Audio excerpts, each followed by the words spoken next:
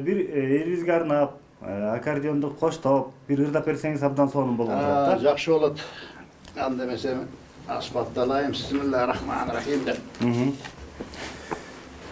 Эми сиз ырдасаңыз, буюрса көпчүлүк көрүүчүлөрү да таң калат болуш керек. Таң калгыла эми. Бир таң калтырыңыз. Кайсыларды ырдап бересиз? Ошондон баштайлы. Эми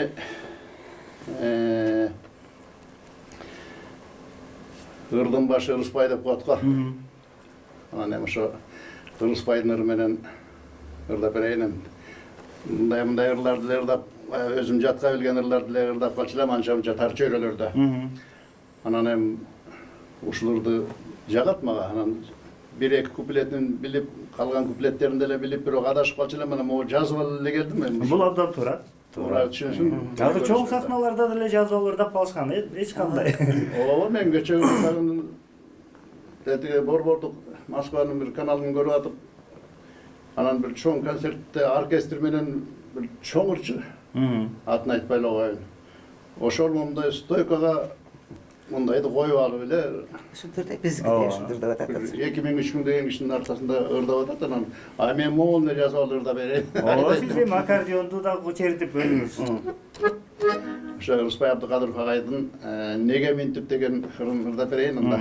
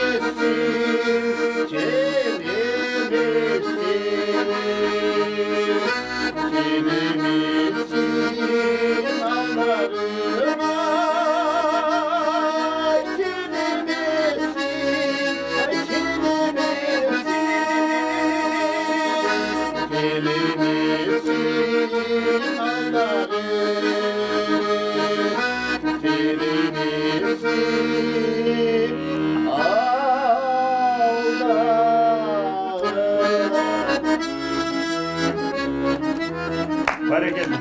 Mına urmаттуу